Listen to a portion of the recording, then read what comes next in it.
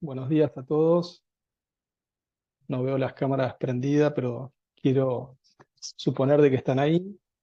Eh, Les agradezco la presencia a por lo menos los tres eh, agentes que se encuentran presentes. Sé que la verdad que el horario no es el mejor. Estamos a media mañana de un día hábil y eso nos complica. No solamente para dedicar el espacio, sino para prestar atención suficiente. Bueno, Andrea, lo que sí les voy a pedir es, en la medida en que tengan alguna duda, alguna consulta, y por más que no tengan cámara, ya que somos pocos, vamos a tratar de abran el micrófono directamente, siéntanse en la libertad de abrir el micrófono en cualquier momento y hacerme las consultas o las observaciones que les parezca convenientes. Eh, por lo dicho, también vamos a tratar de ser lo más ágiles posibles y más concretos para darle dinamismo y que la pasemos lo mejor posible. Siéntanse en la libertad, este es un trabajo de construcción conjunta, vuelvo a insistirles, siéntanse en la libertad de abrir el micrófono y para emitir opinión o para consultar cualquier duda o consulta o duda que tengan. Flavia, voy a compartir pantalla. Un segundo. ¿Se ve ahí, Flavia? Sí, perfecto. Bien.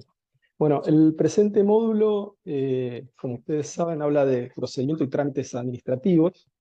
eh, y en definitiva les voy a hablar de un tema que seguramente todos los presentes tienen una antigüedad acumulada dentro del Estado y saben de lo que estamos hablando, pero la idea es hacer un ejercicio eh, para repensar, digamos, lo que hacemos a diario y focalizar en aquellas cuestiones que me parecen son importantes para tener en cuenta a la hora de realizar nuestro trabajo diario.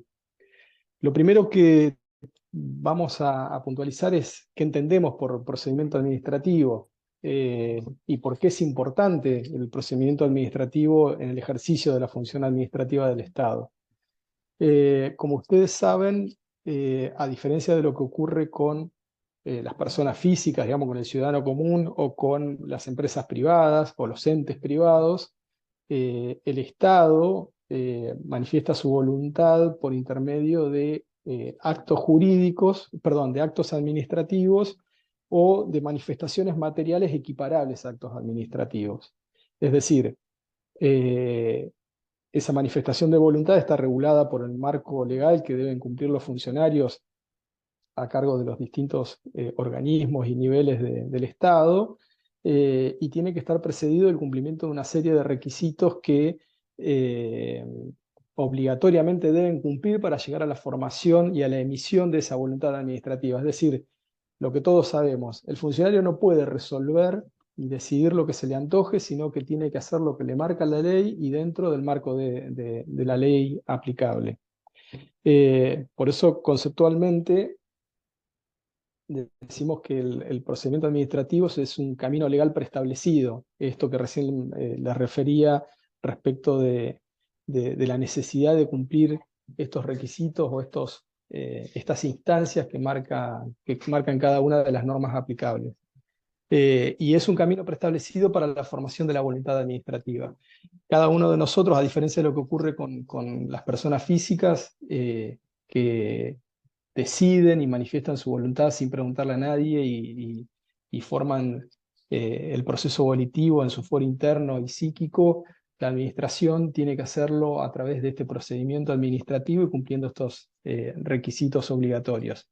La voluntad administrativa va a ser válida en la medida en que justamente eh, todas estas instancias, requisitos y procedimientos preestablecidos sean cumplidos en tiempo y forma. Caso contrario, estaremos ante actos nulos o anulables o pasibles de ser anulados por parte de los interesados. Cuando hablamos de procedimientos administrativos, en cualquier jurisdicción, ya sea nacional o provincial, vamos a hablar del ámbito provincial, que es el que nos atañe a nosotros, tenemos un procedimiento general, que en nuestro caso está establecido por la ley A2938 de procedimientos administrativos y que es aplicable a todos los procedimientos que realiza la administración que no tengan establecido un procedimiento específico propio. Esos procedimientos específicos propios los llamamos procedimientos especiales y son todos aquellos procedimientos que están determinados por alguna norma, una ley, un decreto, una resolución, eh, con el objetivo de formar la voluntad administrativa a un fin específico. Por ejemplo, se me ocurre la ley de tierras, digamos, para ser adjudicatario de un predio fiscal, habrá que cumplir los requisitos y los procedimientos que establece especialmente la ley. En los procesos sancionatorios, en el marco de los estatutos del empleado público, existen, como ustedes conocen y saben, reglamentos disciplinarios o de sumarios disciplinarios que deben cumplirse para llegar y que van a indicar cómo deberá actuar la administración hasta llegar a la resolución final, sea que termine con una condena o con una absolución de la gente. Estos son procedimientos especiales y hay infinidad de procedimientos especiales. La ley 2938 es, como dijimos recién, y ustedes la conocen porque la deben aplicar a diario, es la ley de procedimiento general que rige para la formación en general de la voluntad administrativa del Poder Ejecutivo y también se aplica supletoriamente para todos los procedimientos especiales en aquellos ámbitos del procedimiento especial que no estén debidamente regulados. Bueno, ahí en la placa mencionaba el anexo 1 de la ley 3487, que es el Estatuto del Empleado Público, en punto del régimen disciplinario. Pero vuelvo a insistir, hay infinidad de procedimientos especiales. El Tribunal de Cuentas tiene uno, el procedimiento de otorgamiento de viáticos a un agente que es consignado en comisión, tiene un procedimiento. Ustedes seguramente desde su lugar de trabajo deben conocer y aplicar directamente varios de estos procedimientos. Incluso, por ejemplo, se me ocurre el otorgamiento del carnet de conducir en el ámbito municipal, también está signado por el cumplimiento de un procedimiento administrativo previo que no termina necesariamente con un acto administrativo formal como el que habitualmente conocemos en términos de resolución, decreto, disposición, sino mediante el otorgamiento justamente del carnet habilitante, que es un acto, como les decía hoy, material de la administración, asimilable a un acto administrativo, porque en definitiva está manifestando la voluntad administrativa de habilitar a una persona determinada a conducir un vehículo de determinadas características, previo a haber verificado que cumplía los requisitos y haber cumplido los procedimientos establecidos para tal fin. Bien, vamos a abordar 4 temas dentro del módulo. Esto fue a título introductorio para saber de qué hablamos. Vamos a abordar ahora lo que son los principios del procedimiento administrativo y previamente a abordar los principios clásicos del procedimiento administrativo, me parece interesante y necesario repensar y volver sobre aquello que hacemos de forma cotidiana y muchas veces sin pensar o sin asumirlo, y que lo tenemos que tener presente todos los días. Y me refiero a qué es lo que hacemos en la administración pública, para qué estamos, qué es lo que hacemos, cuáles son nuestras funciones. En este sentido, lo primero que tenemos que tener en cuenta es que la administración pública es una organización, es un ente jurídico, es una organización que ejecuta la función administrativa del Estado. Ustedes recordarán, seguramente lo habrán visto en la escuela secundaria y lo deben conocer además, que el Estado, en su forma republicana, está dividido en 3 poderes, el poder ejecutivo, legislativo y judicial. La función administrativa, si bien está presente en los tres poderes, y lo ejercen, de alguna manera lo ejecutan en los tres poderes, preeminentemente, es decir, su mayor presencia, su, eh, su ejecución de la función administrativa está presente en el Poder Ejecutivo. Ahora bien, ¿cuál es la finalidad y razón de ser de la administración pública? Digamos, ¿para qué está la administración pública? ¿Para qué tiene a cargo esta función administrativa? Bueno, justamente su función, su obligación es la de satisfacer directa o indirectamente las necesidades de los ciudadanos, ya sea a título individual o colectiva. Ese es, en definitiva, la finalidad del Estado, aquello que la Constitución Argentina eh, resume como, en el preámbulo de la Constitución Argentina, resume como la finalidad de alcanzar el bienestar general. Es decir, aquello que es signado por o que justifica la existencia misma del Estado es alcanzar el bienestar general de cada uno de sus ciudadanos. Bueno, eh, este es el objetivo y la finalidad que debe perseguir el Estado y en particular la administración pública. Muchas veces lo logra y en otras tantas conserva cuentas pendientes, pero bueno, eso no va a ser materia de debate en el día de hoy.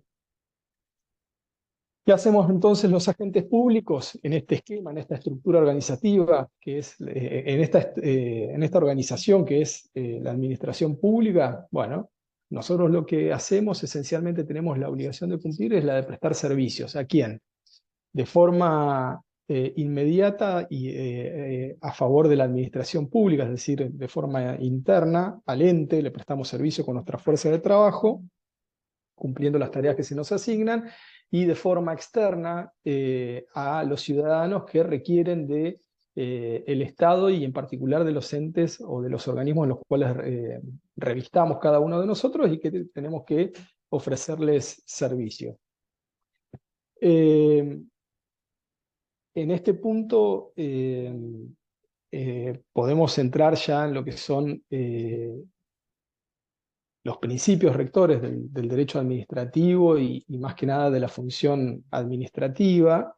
Eh, y ustedes me preguntarán, bueno, ¿y doctor, qué son los principios del derecho administrativo y para qué sirven? Bueno, los principios en el derecho administrativo, en general los principios en el derecho nos dan un tamiz o generan un marco para aplicar las normas. Es decir, las normas entendidas, leídas en abstracto desde el frío papel, quizás muchas veces no nos dicen cómo aplicarse. Bueno, los principios justamente son los que dan esa conexión material entre la ley y el caso concreto en el cual se aplican.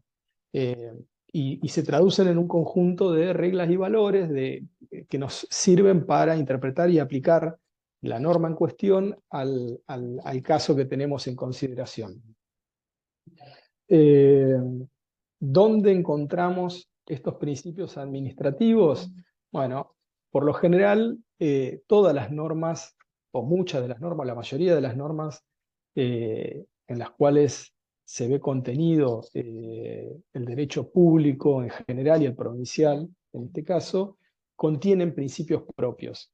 La ley A2938, que es la Ley General de Procedimientos Administrativos Provincial, contiene los principios básicos, que ahora vamos a pasar a ver enseguida, pero cada una de las normas que regulan procedimientos especiales tienen sus propios principios. Por caso, un principio de una norma que contiene un procedimiento especial podría ser, volviendo al ejemplo que ya citamos, el del régimen sancionador de los agentes públicos, contiene como un principio propio de ese procedimiento especial el principio de inocencia, que si bien viene dado por el artículo 18 de la Constitución Nacional, es receptado expresamente por los reglamentos de sumarios disciplinarios como una regla básica de procedimiento y que debe ser sostenido hasta que se demuestre lo contrario con una resolución condenatoria.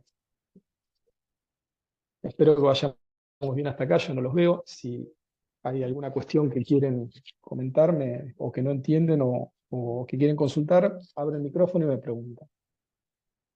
Bien, ¿cuáles son los principios clásicos del procedimiento administrativo o los principios generales del derecho administrativo, del procedimiento administrativo contenidos en la Ley General 2938? Bueno, son estos que vemos acá: el de impulsión e instrucción de oficio, el de celeridad, economía y sencillez y eficacia de los trámites administrativos, el de informalismo a favor del administrado y el del debido proceso. Antes de meternos con cada uno de ellos, quiero en este punto señalar algo que quizás no tuve tiempo de incorporar en la presentación y que luego me queda pendiente para las próximas capacitaciones, que tiene que ver con la influencia que reciben estos principios respecto de los tratados internacionales de derechos humanos. Es decir, en estos momentos donde vemos que se bastardea mucho a la lucha por los derechos humanos en general, con estas cuestiones que son un poco inexplicables o que intentan minimizar o invisibilizar o denostar lo que fue la lucha por los derechos humanos relacionada con los delitos de lesa humanidad cometidos en las épocas de la dictadura, también se llevan puesto o pretenden también, a mi modo de ver, esta es una opinión personal, aniquilar la importancia de los derechos humanos en nuestro ordenamiento jurídico. ¿Y por qué les estoy diciendo todo esto? Porque nosotros como agentes públicos que somos, personalmente estoy orgulloso de serlo, tenemos la obligación de aplicar el marco jurídico que nos resulta obligatorio, no solamente en base a estos principios que vamos a ver de procedimiento administrativo, sino a la luz de el marco jurídico nacional completo. Y cuando digo completo me refiero a los tratados internacionales de derechos humanos. Los tratados internacionales de derechos humanos y toda la política tutelar en materia de derechos humanos no son un capricho de un gobierno de turno, sino que constituyeron una decisión política de la comunidad argentina allá en el año 94, cuando en la última reforma constitucional los convencionales constituyentes decidieron por unanimidad incorporar como derecho obligatorio en el ámbito nacional los tratados internacionales de derechos humanos que tuvieran reconocimiento expreso por parte del país. Hay un sinnúmero de derechos, de tratados que han sido incorporados al derecho argentino: la Convención Universal por los Derechos del Hombre, el Pacto de San José de Costa Rica, el Tratado Belén do Pará, el Protocolo de Belén do Pará, de protección hacia las cuestiones de género y relacionados con el derecho de las mujeres en particular, las declaraciones protectorias en materia de personas con discapacidades diferentes, etc. Hay un sinnúmero. Todos estos tratados tienen, independientemente de la especificidad con la que, o la finalidad específica con la que fueron consagrados, todos en definitiva intentan afianzar, digamos, la idea de proteger la dignidad del hombre. Es decir, tienen como núcleo de la tutela el respetar y el proteger la dignidad del hombre. Eh, entonces, cuando, por ejemplo, uno de nosotros como agentes públicos eh, recibimos a una persona en cualquier organismo del Estado que, por ejemplo, se autopercibe por un género distinto del que biológicamente recibió, y lo llamamos por el nombre con el cual se autorreconoce, estamos respetando la dignidad del hombre en sentido de ser humano, ¿no? Cuando le damos un tratamiento diferenciado a una persona con una discapacidad, cuando tenemos en consideración a un adulto mayor que comparece en un organismo público a realizar un trámite y no sabe ni por dónde empezar y está perdido en los pasillos y no sabe con quién preguntar, y le acercamos una silla y le facilitamos ese trámite, no solamente estamos materializando en actos concretos la protección y la tutela de la dignidad de esa persona, sino que estamos cumpliendo y ejecutando tratados imperativos impuestos por los tratados internacionales. Así lo hagamos consciente o inconscientemente. Por eso me parece que, y, y estoy convencido que estos principios del derecho, de los procedimientos administrativos, que son principios clásicos que vienen desarrollados por la doctrina administrativa desde hace más de un siglo, hoy deben ser leídos en clave de las convenciones internacionales de los derechos humanos. Si no, serán solamente principios dogmáticos, carentes de sentido, y la mejor forma de realizar estos principios y cumplirlos es justamente encuadrados en este esquema general. Reafirmo la idea: los tratados internacionales integran el derecho argentino, los tratados internacionales de derechos humanos integran el derecho argentino, y toda la normativa interna debe adecuarse a esos principios rectores de tutela preferencial que establecen nuestros tratados internacionales, con lo cual la norma que no se adecúa a los tratados internacionales será inconvencional, será una norma inaplicable por inconvencional, por no adecuarse a, los convenios, a esas convenciones, al igual que la norma que no respeta los principios o los derechos y garantías constitucionalmente consagrados también será inconstitucional. Bien, hecha esta digresión necesaria a mi modo de ver, vamos a pasar a ver puntualmente los principios de qué se tratan. Seguramente ustedes ya los deben conocer, pero a la luz de lo que acabo de exponer me parece necesario también repasarlos un poco. ¿Qué es la impulsión de oficio? Bueno, es la obligación que tiene la administración pública de, independientemente del interés que demuestren valga la redundancia, los interesados, los ciudadanos en impulsar un trámite, la impulsión de oficio es la obligación que tiene la administración pública de impulsarlo por sí y ante sí para expedirse conforme corresponda.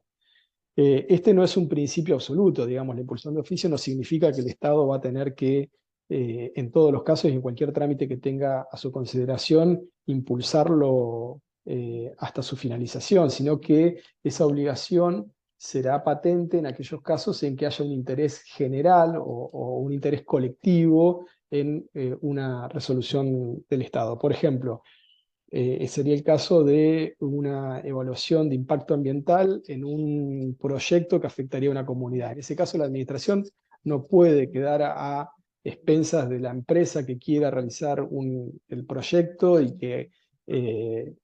y al mayor o menor interés que tengan los grupos de protección ambiental o ambientalistas en que se llegue a una conclusión respecto a la viabilidad o no de ese proyecto, sino que debe ser el Estado mismo quien ante sí impulse el procedimiento administrativo hasta llegar a la resolución que corresponda.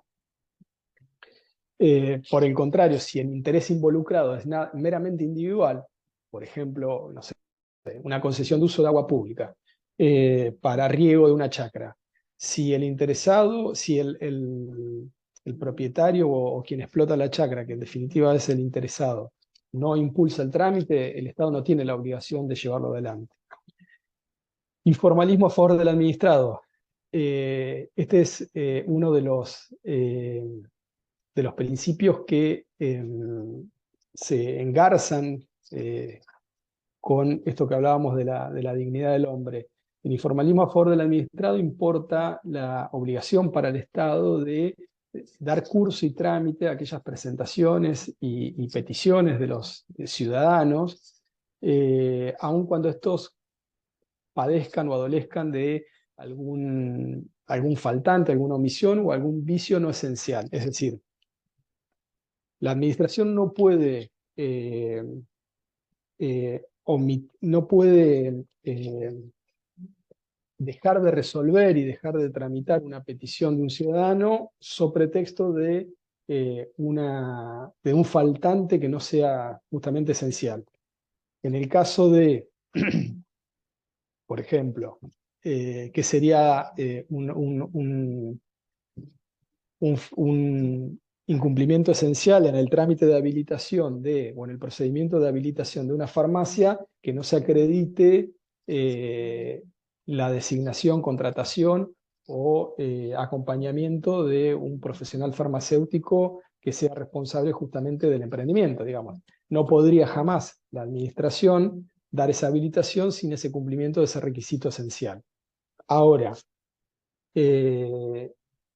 lo que ocurre habitualmente es que, y ocurría mucho más en décadas pasadas, pero todavía algún resabio queda, en que se suele diferir el tratamiento y resolución de alguna petición que haga un ciudadano invocando alguna cuestión o la omisión de un requisito no esencial. ¿Cuál sería, por ejemplo, la no resolución de un recurso administrativo, supongamos de revocatoria, jerárquico, eh, porque fue denominado de otra manera, porque fue denominado, por ejemplo, recurso de apelación, lo cual técnicamente no correspondería a la administración pública, pero que no constituye en sí mismo una falta o un incumplimiento por parte del ciudadano, sino simplemente un error en la calificación, y debe ser la administración pública la que ante sí igualmente resuelva el planteo. Claramente esto es resolver a favor del administrador. Celeridad, economía y eficacia. Bueno, esta es uno de los, es un principio y también debe ser una aspiración. La administración pública no solamente está obligada a dar respuesta en todos estos casos que veníamos recién mencionando, digamos, cuando haya un interés general, sin poder escudarse dentro de omisiones no esenciales de parte de los ciudadanos, sino que tiene que hacerlo de la forma más eficiente, rápida y económica posible. Es decir, debe utilizar la menor cantidad de recursos para llegar al fin. Lo aspiracional que recién les decía tiene que ver con la máxima eficiencia administrativa. El Estado debe aspirar a tener esa máxima eficiencia y evitar generar dispendios, gastos y burocracias o instancias burocráticas sin sentido, sino que debe focalizarse en resolver a la mayor brevedad posible y con el menor gasto posible. Y por último, tenemos al debido proceso como principio rector, y este a su vez creo que engloba todos los demás principios generales del procedimiento administrativo. Este es un principio rector ya no aplicable únicamente a los procedimientos administrativos, sino que tiene su fuente en el artículo 18 de la Constitución Nacional, y a su vez está refrendado a partir del año 94 en lo que les comentaba recién, en los tratados internacionales, están parados los tratados internacionales de derechos humanos. ¿Qué alcances tiene en la aplicación práctica para nosotros que somos agentes públicos? Bueno, primero en el derecho que se le debe garantizar al ciudadano de ser oído, es decir, que pueda peticionar libremente y reclamar lo que le parezca sin que sea la administración la que le ponga límite alguno a esa petición o a ese reclamo. En segundo lugar, en todos los casos implica el derecho de ofrecer y producir pruebas. En muchos casos el procedimiento no requerirá de la producción de pruebas y en otros tantos sí. Volvemos al ejemplo de lo que hablábamos hace un rato. En los procedimientos disciplinarios es esencial y es necesario para el agente público sometido a sumario disciplinario el poder no solamente ofrecer descargos, sino a su vez ofrecer prueba conducente para sostener los términos o las circunstancias de su propio descargo. Por último, estas primeras dos instancias integrativas del principio del debido proceso se completan con el tercer punto, que no es menor, y es el derecho que tiene todo ciudadano de obtener una decisión fundada, debidamente motivada. Es decir, que en el caso de, en la justicia penal será mediante una sentencia eh, debidamente fundada, que justifique la condena que eventualmente se le imponga a un ciudadano, y en el ámbito de la administración pública de digamos, se va a materializar a través de un acto administrativo que deberá estar debidamente fundado en las circunstancias fácticas debidamente acreditadas y en los planteos que realizó el ciudadano, como en todo ello enmarcado dentro del marco jurídico aplicable. Si hay alguna duda o consulta, vuelvo a insistir, me lo hacen saber. Hasta acá estamos con el tema 1, vamos a tratar de ir un poquitito más rápidamente para que no se vea tan largo. Vamos al tema de los plazos, al tema 2. ¿Qué son los plazos? Bueno, la Real Academia Española los define como el tiempo, como un tiempo o un periodo para hacer algo. Los plazos en general son eso, digamos, son un tiempo o un periodo para hacer algo determinado. También se dice que es el momento fecha en que termina el tiempo señalado para hacer algo. Bueno, en el ámbito administrativo, igual que en el Poder Judicial, en los procesos judiciales, los plazos son sumamente importantes. En el ámbito administrativo específicamente, todos los procedimientos, ya sean especiales o generales, contienen plazos y son obligatorios para la administración y para los particulares, según sea el caso, según lo que determine la norma. En el ámbito administrativo, los plazos administrativos se cuentan o se computan por días hábiles administrativos, con lo cual quedan fuera de estos plazos hábiles, quedan afuera los feriados, los fines de semana, los recesos administrativos, etc. ¿Qué cuestiones tenemos que tener en cuenta en materia de plazos administrativos en nuestro trabajo diario? Es que, como dijimos, partiendo de reconocer que los plazos administrativos se cuentan por días hábiles y que son obligatorios para la administración, están sujetos eh, a dos situaciones posibles, que son la suspensión y la interrupción. En cualquiera de estos dos escenarios veremos que esos plazos en un momento determinado dejarán de correr, con distintos efectos. En el caso de la suspensión, el plazo dejará de correr por un periodo determinado para volver, configurada la circunstancia habilitante, volverá a correr en el punto en que comenzó la suspensión. En el caso de la interrupción, el plazo directamente se deja de computar y vuelve a cero. A ver, supuestos de suspensión de los plazos hábiles administrativos son todos los días viernes a las, o sábados, mejor dicho, sábados a las 0 horas. Es decir, comenzado el fin de semana, cada vez que comienza el fin de semana, se produce la suspensión automática de los plazos procesales. No cuentan durante el fin de semana, igual que los feriados, igual que los recesos administrativos, invernales o de verano. En el caso del y es decir, con esto que quiero decir, el lunes, suponiendo de que un plazo empezó a correr un miércoles, jueves, viernes, tenemos 3 días, el lunes no arranca de nuevo el plazo a contarse, sino que el lunes será el cuarto día hábil en el cómputo para lo que sea. Supongamos, alguien tiene que interponer un recurso administrativo, bueno, tendrá 10 días para interponer un recurso de revocatoria. Lo que no se contarán serían los días inhábiles, en este caso los fines de semana, y si hubiera un feriado en el medio tampoco.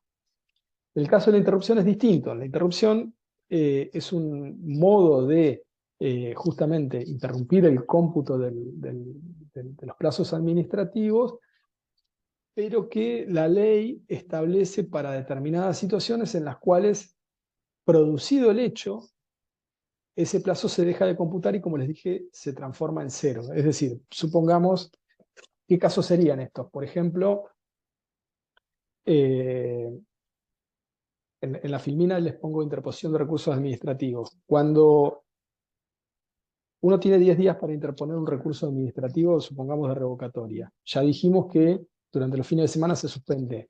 Pero en el día 8 yo interpongo o el ciudadano interpone el recurso administrativo y en ese momento lo que se produce es la interrupción, ya no la suspensión del plazo. Es decir, el plazo no va a dejar, no va a seguir corriendo en algún momento cuando se rechace o se haga lugar al recurso. No se vuelve a computar, se interrumpe. En ese momento se interrumpe. En el día 8, creo que les dije, se interrumpe.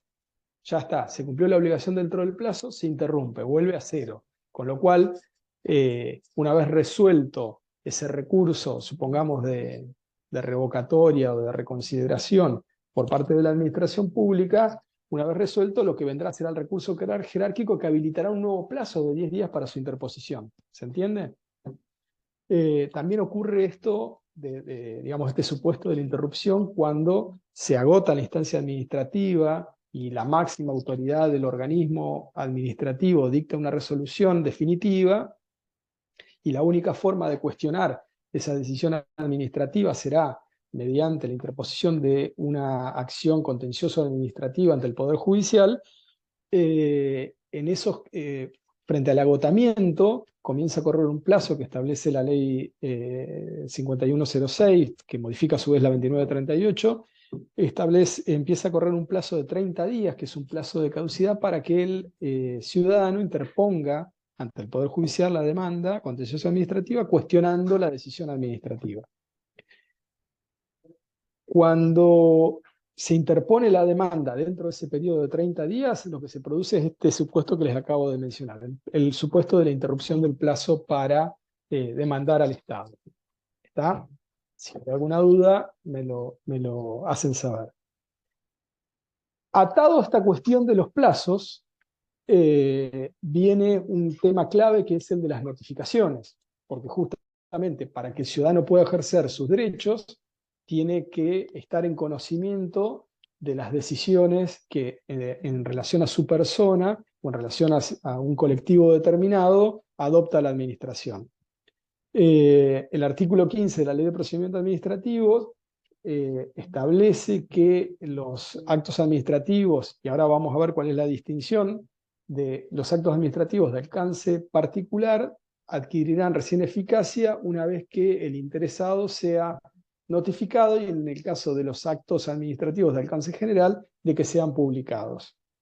Fíjense que lo que está diciendo la norma no es un tema menor, porque para que el acto administrativo sea válido y eficaz, es decir, que surta efectos en relación a sus destinatarios, no solamente habrá tenido que cumplir con el procedimiento administrativo, no solamente habrá que el funcionario habrá tenido que resolver dentro de las opciones que las normas le permitían adoptar, no solamente tendrá que haber sido un funcionario competente el que emita el acto, sino que además de todo eso, una vez emitido el acto administrativo, deberá llegar al fuero de conocimiento interno de sus destinatarios, sean estos una persona, una persona individual, o sea esto, como dije, un colectivo de personas.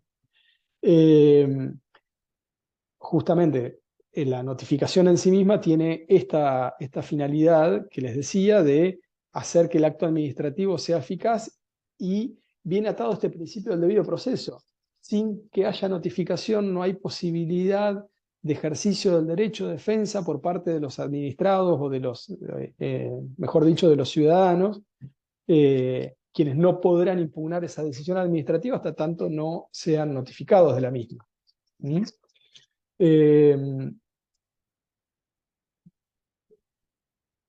¿Por qué hablamos de notificación o publicidad? Porque existen dos, y ustedes lo deben saber, dos tipos de actos administrativos que pueden ser dictados por la administración pública.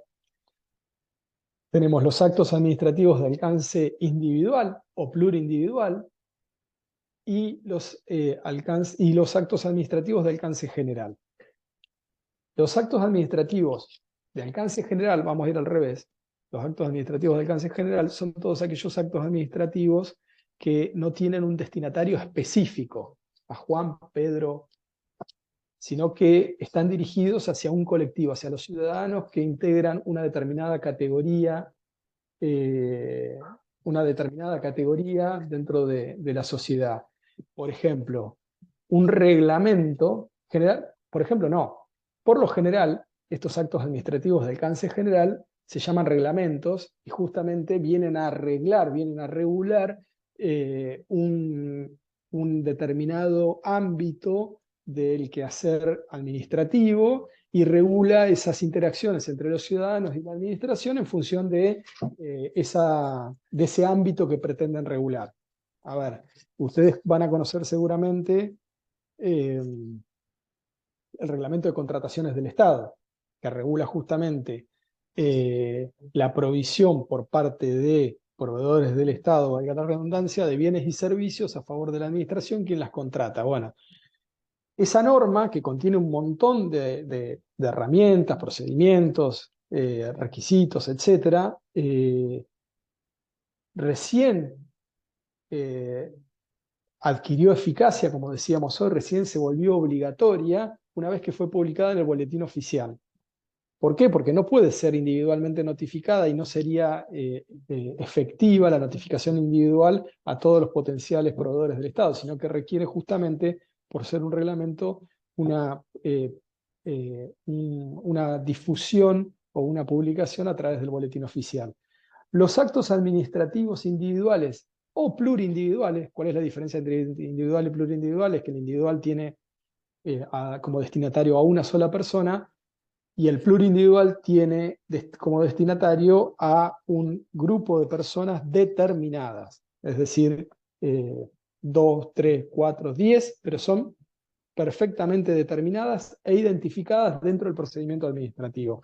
Supongamos un reclamo por diferencias salariales de parte que es resuelto por la administración frente a un reclamo de 10 personas, de 10 agentes por diferencias salariales, no es un reclamo colectivo, es un reclamo plurindividual, y ese acto administrativo no será un reglamento, sino que será un acto administrativo de alcance particular, plurindividual, que deberá ser notificado, el individual y el plurindividual deberán ser notificados a cada uno de sus destinatarios.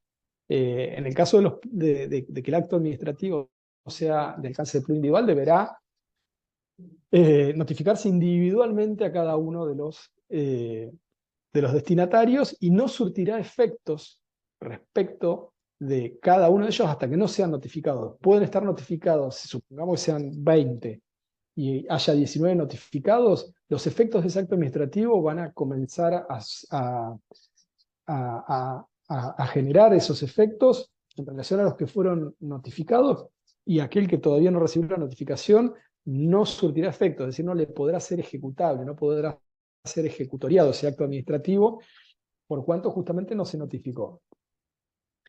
Va de suyo, creo que ya lo dije, pero bueno, que esto tiene que ver con esta garantía constitucional y convencional del debido proceso, del derecho de defensa y de este derecho que tenemos todos los ciudadanos de peticionar ante la administración pública. Bueno, para poder ejercer todos esos derechos necesitamos estar debidamente notificados. Bien, el artículo 64 de la Ley de Procedimientos Administrativos, la famosa Ley 2938, establece que hay determinadas categorías de actos o instancias del procedimiento administrativo que deben ser obligatoriamente notificadas al interesado bajo percibimiento de generar una instancia de nulidad, básicamente. Entonces ahí encontramos, de mayor a menor, encontramos las resoluciones, es decir, de carácter definitivo. Cuando digo resoluciones me estoy refiriendo a acto administrativo independientemente de la forma, sea un decreto, sea una resolución, sea una disposición, que sean de carácter definitivo, que resuelvan la cuestión que le fue planteada a la administración. Después encontramos todo tipo de intimación o emplazamiento o citación. Aquel que es intimado, aquel acto administrativo intimatorio para que un ciudadano cumpla una determinada obligación requiere necesariamente de esa intimación, si no, no existe la posibilidad de que el ciudadano o ejerza algún tipo de descargo o pueda efectivamente cumplir dentro del plazo que se le confiere. En los procedimientos administrativos donde hay apertura a prueba, típico caso del sumario disciplinario, la instancia de apertura a prueba tiene que ser notificado porque justamente ese es el momento en el cual el ciudadano, en este caso empleado público, tiene la oportunidad de ejercer sus defensas y producir la prueba que en su momento pudo haber ofrecido. Las providencias que confieran vistas y traslado. Ahora vamos a ver el tema de las vistas y la importancia que tiene dentro del procedimiento administrativo como materialización del principio del debido proceso y de la garantía del debido proceso. Cuando se confiere una vista, hay que notificarlo al ciudadano. Veremos que, digamos, la tendencia es hacia la informalidad, pero bueno, lo veremos más adelante.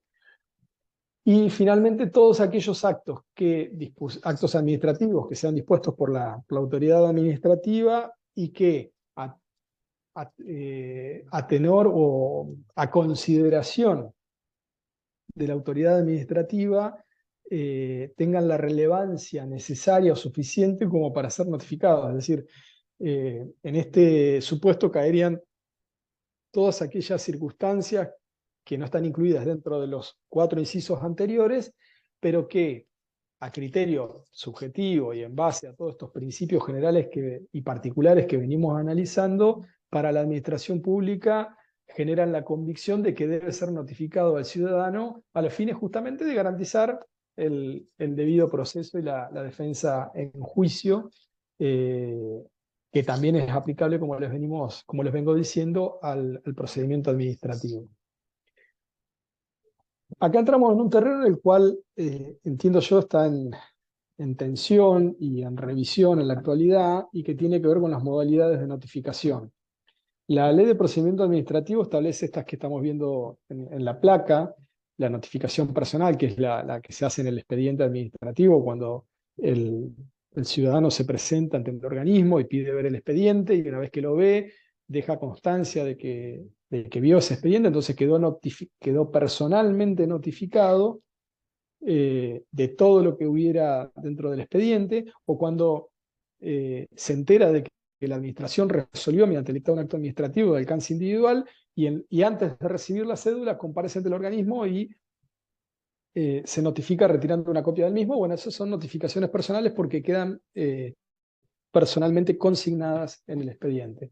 Después tenemos el telegrama colacionado, la famosa carta de documento, la cédula papel, que es emitida por el propio organismo y para lo cual aún en el caso del procedimiento administrativo se aplican las reglas de los códigos procesales civiles y comerciales por vía de remisión, y la citación por edictos, que está reservada a aquellos casos en los cuales la persona que está intentando ser notificada tiene un paradero desconocido, entonces se utiliza como un medio supletorio. Pero les decía, todos estos sistemas de notificación hoy están en tensión por justamente la evolución de la tecnología, y que a mi modo de ver es una cuenta pendiente porque no están debidamente resueltos todavía. El reglamento de contrataciones del Estado prevé la posibilidad de la constitución de un domicilio electrónico, con lo cual las notificaciones podrían ser por mail. La resolución del Ministerio de Economía eh, ¿cómo se llama? Que establece eh, la notificación, digamos, que le da carácter de acto administrativo a los recibos de haberes de los agentes. eh, Establece algo así, no recuerdo la norma, pero establece algo así como que quedarán notificados los agentes una vez que el recibo es publicado en la plataforma o en el sitio web del Estado provincial y que es puesto a disposición de la gente. Digamos, todas estas cuestiones, eh, y básicamente que tienen, bueno, el expediente digital, digamos, ¿cómo uno podría notificarse personalmente en un expediente digital? Son todas cuestiones que van a llevar a una necesaria modificación de la Ley de Procedimientos Administrativos General y probablemente de algunos procedimientos especiales en pos de adecuar a los nuevos avances tecnológicos estos medios de notificación, siempre pensando en la necesidad de que las notificaciones lleguen al fuero de conocimiento y haya garantías de que lleguen al fuero de conocimiento del ciudadano al cual están destinados. Vamos al tema 3, vista del expediente.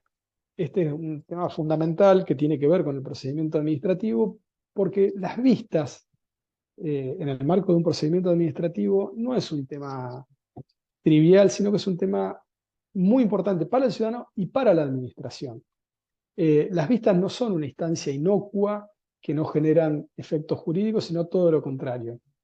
Para el ciudadano integra el derecho de defensa y la garantía del debido proceso del ciudadano, quien tiene derecho en cualquier momento de tomar vista, de tomar conocimiento de un trámite, en este caso administrativo, en el cual se encuentra involucrado de forma directa o indirecta y en el cual puede demostrar que tiene un interés legítimo en participar y tomar conocimiento de esas actuaciones. Como les dije, no es inocuo, sino que para el ciudadano es absolutamente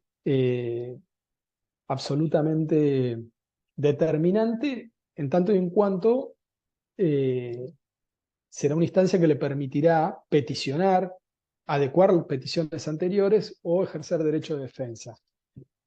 Para la administración no será inocua justamente porque a partir de la toma de conocimiento por parte del ciudadano, al tomar vista del expediente, quedará notificado de todo aquello que se encuentre agregado, incorporado dentro del trámite administrativo, con lo cual, si no hubiera habido, supongamos, la notificación de un acto administrativo mediante alguno de los medios que anteriormente vimos, y se produce la toma de vista por parte del interesado destinatario de ese acto administrativo con alcance individual, la vista importará la notificación de ese acto, con lo cual comenzará a correr, entre otras cosas, el plazo para interponer un recurso administrativo. ¿Se entiende? Vuelvo. Es fundamental para el administrado, para el ciudadano, pero también es relevante para la administración, quien a partir de la vista podrá tomar decisiones. En el caso de que hubiera transcurrido el plazo para que el ciudadano recurra luego de la vista y no lo hizo, ese acto administrativo habrá adquirido definitiva firmeza justamente y será ejecutoriable frente al ciudadano. Ahora bien, aquello que en su momento era una instancia formal y compleja, me refiero, sigo hablando de las vistas, se ha modificado y en la actualidad esta garantía del debido proceso por intermedio de las vistas del expediente están desprovistas de formalidades. Antes, inclusive en algunos reglamentos se establecía la necesidad de peticionar y posteriormente debería la administración dictar un acto administrativo concediéndolo, que tenía que fijar un plazo, notificarse, recién ahí podía tomar vista. Un engorro. Por suerte todo ese aspecto burocrático ha sido dejado de lado y nosotros como agentes públicos, que es esto lo que estoy intentando transmitir, digamos, como mensaje a quienes son destinatarios de la capacitación, tenemos la obligación de facilitarlo. Hay prácticas que no corresponden justamente al Estado de Derecho, esto de meter el expediente en el cajón y no exhibírselo al ciudadano a su simple requerimiento, esto de diferir la vista, al dictado, un acto administrativo, el funcionario competente para... No, no. Hoy los estándares legales establecen que frente al requerimiento el simple del ciudadano que acredite ser, y esto es lo único que tiene que verificar, que tenemos que verificar nosotros como agentes públicos, frente a la verificación únicamente de que es el interesado en el trámite o que reviste algún grado de interés legítimo o que es el representante, supongamos obviamente las empresas o los entes privados no van a poder, las personas jurídicas no se pueden presentar por sí mismos porque justamente son una abstracción jurídica, y lo hacen a través de sus representantes, bueno, siempre y cuando la persona que comparezca en representación de ese ente privado acredite dicha representación, también tendrá ese acceso libre, inmediato y informal del expediente administrativo. Cuando digo informal, me refiero, vuelvo a lo mismo, al acceso directo sin perjuicio de que en todos los casos, y esta también es una falta que uno advierte muchas veces desde adentro de la administración, yo, para el que no sabe, integro la Fiscalía de Estado y cuando ejercemos el control de legalidad, desde el área de control de legalidad, vemos la película ya al final, y cuando vemos la película al final vemos lo que vino pasando en el trámite y vemos estas cosas, y vemos que las vistas no siempre son acompañadas de una constancia de vida por parte de la administración o del organismo o del agente público que la permitió, una constancia adecuada, o no queda acreditada la representación de la persona que tomó la vista en relación a la persona jurídica, y eso después termina trayendo consecuencias. Entonces, así como digo que la toma de vista integra el debido proceso, el derecho de defensa, está desprovista de formalidades, debe ser conferida irrestrictamente, también digo que tenemos que ser serios desde la función administrativa, dejando las debidas constancias eh, de que se presentó el interesado en tal fecha, que tomó vista, que retiró copias, de qué fojas, y en el caso de que lo haga en representación de una tercera persona, se agregue en el procedimiento administrativo la constancia de esa representación. No porque alguien diga yo soy el apoderado o el abogado de, se le va a permitir la vista, sino que debe estar acompañado de un mandato suficiente, sea un poder, una designación, lo que sea. Eh, Otra cuestión que me parece importante es que también era parte de los viejos formalismos, es que antes las vistas se tomaban en las mesas de entrada, con lo cual requería la revisión del expediente del organismo. La mesa de entrada muchas veces no funcionaba en el mismo edificio, lo cual también generaba un dispendio. Bueno, no. Las vistas tienen que ser conferidas en el lugar en el que se encuentre el expediente. Va de suyo que si está en la oficina del ministro no va a ser la oficina del ministro, pero lo que quiero decir es que no será necesario trasladar físicamente el expediente a la mesa de entrada.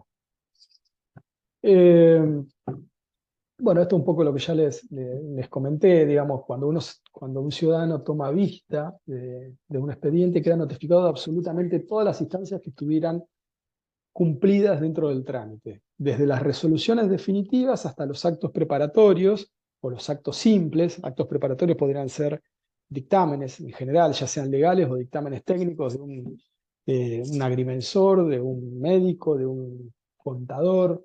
Quien toma vista queda notificado de todas las instancias intermedias, desde el inicio y hasta las definitivas. Bueno, otro tema importante con relación a las vistas es qué ocurre cuando se toma vista en relación a los plazos. Esto que decíamos, los plazos son obligatorios, se cuentan por días hábiles administrativos y, salvo casos de suspensión e interrupción, no se detiene su cómputo. Bien, la vista por sí mismo no suspende el plazo, salvo que la administración lo disponga expresamente o que la ley aplicable a ese procedimiento así lo establezca. Además hay otra cuestión. La suspensión, en todo caso, tiene que estar justificada por el cumplimiento de alguna instancia que justifique la suspensión del plazo. Supongamos un expediente de 3 cuerpos que en un momento determinado el interesado se presenta y solicita la vista y copia, requerirá de un tiempo determinado para la producción de esas copias, que después veremos si las hace la propia administración, si las hace el interesado, pero en cualquier caso, la expedición de esas copias, que a su vez deberán ser certificadas por algún funcionario, requerirá de un tiempo que, si si no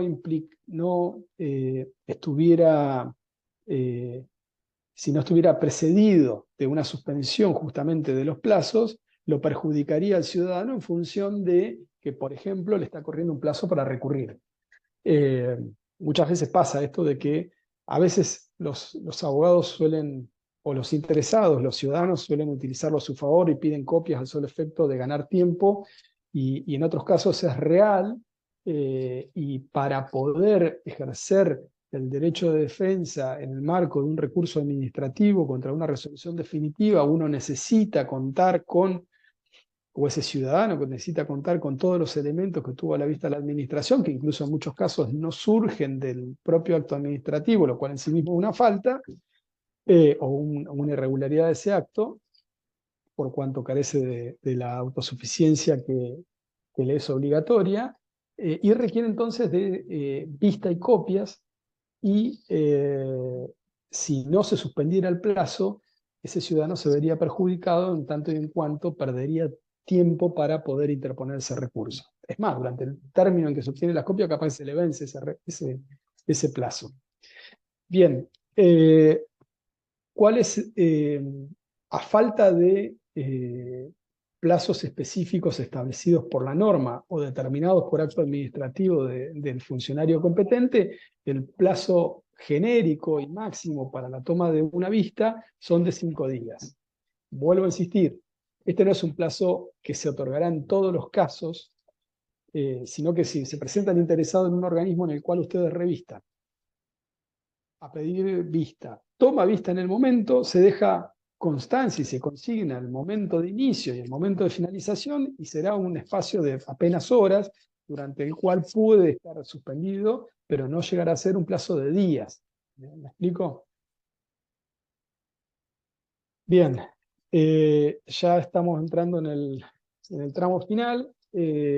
Como para completar un poco esto que venimos diciendo respecto que venimos comentando respecto al procedimiento administrativo, entendemos que la mesa de entradas, un poco ya lo vengo adelantando, juega un rol fundamental, porque justamente es mayoritariamente la vía de comunicación, el nexo material entre el ciudadano y la administración pública.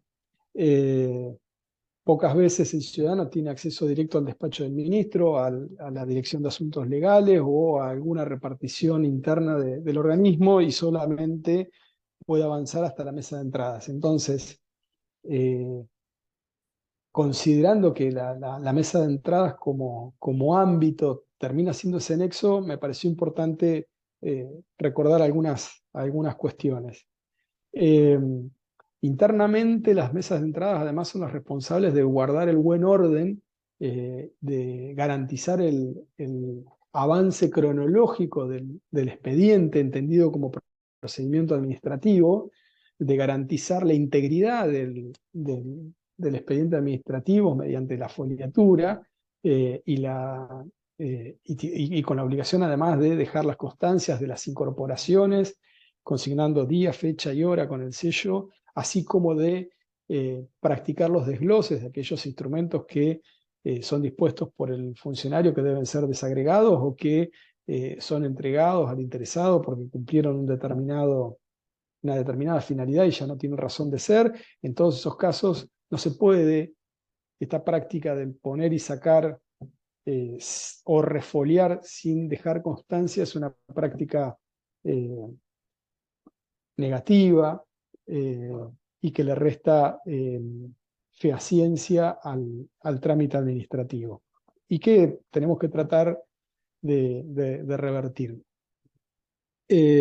Además, la mesa de entrada es la que garantiza esta cuestión, o que garantiza el principio del informalismo a favor del administrado, digamos, es la que tiene que tener eh, con mayor conciencia adquirido esto eh, de no obstaculizar la interacción entre el ciudadano y la administración, eh, eh, con obstáculos que no se justifican por sí mismos por no representar eh, omisiones o faltantes esenciales al trámite. O lo otro que tiene que evitar las mesas de entradas es calificar, lo cual está impedido además. Esto de calificar, que habitualmente es un vicio también, esto de calificar las presentaciones antes de ser recibidas. Digamos, ahora vamos a ver que el ejercicio de control en la mesa de entrada es muy limitado. Pero bueno, ahora vamos a pasar a eso. Actualmente, el funcionamiento de las mesas de entrada están regulados por el decreto 421 del 67, y al igual que lo que dije respecto de las notificaciones, es un tema que frente al advenimiento del expediente digital o virtual y de los nuevos medios de notificación, etcétera, etcétera, de la firma digital y todo esto, es una norma que claramente ha quedado desactualizada y que merece una revisión. Hoy es lo que tenemos y hay que tratar de trabajar con esto, pero claramente es una cuestión a revisar. Bueno, esto un poco las funciones de las mesas de entrada, que todos ustedes por llevar años dentro de la administración saben y conocen cuáles son, pero me interesa más allá de estas funciones propositivas que tienen las mesas de entradas hacia internamente, eh, lo que sí me interesa es avanzar respecto a esta cuestión, el limitado ejercicio de control. Esto que un poco yo recién les adelantaba. Son muy limitadas las posibilidades de rechazar y o de intervenir respecto a la presentación de un ciudadano por parte de las mesas de entrada. En primer lugar, cuando podrá rechazar la presentación cuando no le corresponde a ese organismo, es decir, un recurso destinado al ministro de Desarrollo Social no podrá ser interpuesto en el Ministerio de Producción o en el Ministerio de Obras Públicas. En ese caso, si la mesa de entrada no solamente verifica que el destinatario es un ministro ajeno a su repartición, sino que además ello no es un mero error, porque también podría, en función del informalismo a favor del administrado, decirle, mire, está dirigido a un ministro ajeno a esta repartición, pero en realidad está referido a un trámite eh, que corresponde a la jurisdicción de este organismo y recibirlo igual. ¿Me explico? Cuando es evidente que se está refiriendo a un trámite ajeno a la jurisdicción y además está dirigido a un funcionario ajeno a esa jurisdicción, en ese caso puede ser rechazado. La otra cuestión es verificar que quien presenta esté debidamente identificado y ejerza la representación que dice tener. Ante la duda, yo siempre digo, ante la duda, las mesas de entradas deben estar por admitir la presentación y eventualmente ponerlo en consideración de las direcciones de asuntos legales de cada organismo para que sea, mediante opinión fundada, el funcionario el que resuelva qué hacer con esa petición. Pero no la mesa de entrada arrogarse una función en términos estrictos y restrictivos que impidan el ejercicio concreto del derecho de peticionar que tiene todo ciudadano. Bueno, esto un poco ya también lo mencioné. Las funciones inherentes y básicas de agregación y desglose, las cuales deberán estar eh, debidamente justificadas, en particular los desgloses, y en todos los casos, tanto la agregación como desglose deberá contar con los registros respectivos, sea por el ingreso o sea por el desglose de documentación. Llegamos al tema final, ya llevo hora y 10. ¿Hasta acá alguna duda, consulta? ¿Alguien tiene algo para comentar? Veo el chat. Bien, no hay nada. Llegamos a la redacción de textos administrativos. Esto en sí mismo es todo un tema que debería ser objeto de capacitación por separado. De hecho, nosotros en la Escuela del Cuerpo de Abogados tengo conocimiento que se está trabajando en esta materia justamente para facilitar herramientas a los abogados que les permitan elaborar textos jurídicos en lenguaje llano y técnicamente eficientes. Volvemos a los principios rectores del procedimiento administrativo y de la actuación de la administración pública. Los abogados también tenemos que ser eficientes, no solamente en resolver adecuadamente el caso, sino también en poder transmitirlo al ciudadano para que sea entendible y tenga un acceso sencillo. Entonces, pero más allá de estas cuestiones que creo que hay que trabajarlas aún más, yo simplemente les voy a dejar algunas ideas eh, respecto a la técnica de la escritura administrativa. Cuando escribimos no tenemos que ser ni engorrosos, ni confusos, ni oscuros. Tenemos que ser objetivos, es decir, tenemos que remitirnos a las cuestiones que están siendo sometidas a la consideración de la administración y no desviarse hacia otras cuestiones o tópicos que son ajenos a esa petición administrativa. Al mismo tiempo, o como contrapartida, el texto o la escritura administrativa tiene que ser exhaustiva, es decir, debe abordar la totalidad de las peticiones. Muchas veces la administración da respuesta parcial y no por, por, por, por ninguna otra razón que no sea por desatención, digamos, no da respuesta al total de las peticiones del administrado. El límite de esa exhaustividad tiene que ver con la concisión o resumen. No por abordar todos los temas hay que escribir ríos de tintas o incurrir en consideraciones sobreabundantes, sino que hay que ser en tren de alcanzar la objetividad de lo que se pretende resolver, ser quirúrgico, ser preciso, concreto y resumido respecto de la cuestión que se pretende resolver o se tiene que abordar.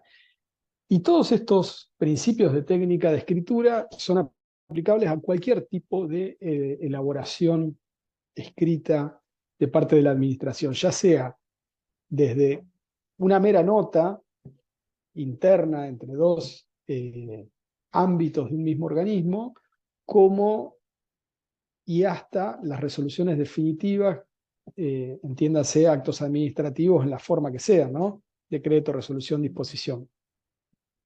En todos estos casos, estos tres criterios de técnica de escritura tienen que estar presentes. Ni los abogados cuando elaboramos dictámenes legales tenemos que abundar en latinismo, ni en lenguajes oscuros que el ciudadano no podrá entender, sino que inclusive hasta las notas, los dictámenes técnicos y principalmente el acto administrativo debe ser entendible para el común de la gente. La gente tiene que entender por qué la administración adoptó la decisión que tomó en relación a su persona. ¿Por qué le rechazó el recurso? ¿Por qué no le concedió el beneficio que está buscando? ¿O por qué sí se lo concedió? De tal manera de poder entenderlo y eventualmente ejercer su derecho de defensa. ¿Recuerdan lo que vimos al inicio? El derecho a obtener una decisión fundada. Esto tiene que ver y está enlazado con las técnicas del lenguaje administrativo. Bueno, espero no haberlos aburrido. Hemos llegado al final de la exposición. Obviamente quedo a disposición para evacuar cualquier duda, consulta, no solamente en este momento con los pocos asistentes que han comparecido, sino yo revisto en la Fiscalía de Estado, actualmente me desempeño en el área judicial, pero bueno, tanto mis compañeros como yo de las áreas de control de legalidad como del área judicial estamos a disposición siempre para potenciar nuestro trabajo. Muchas gracias, Guadalupe. Eh, para potenciar nuestro trabajo. Yo soy orgullosamente agente público. Hoy es el Día del Abogado, pero me siento más agente público, o empleado público, o funcionario público que abogado, así que, y creo que esto es gracias Andrea, creo que esto es una convicción con la cual tenemos que ejercer la función. Así que, nada, si no hay dudas o consultas, los voy a despedir, los voy a dejar en libertad para que sigan con su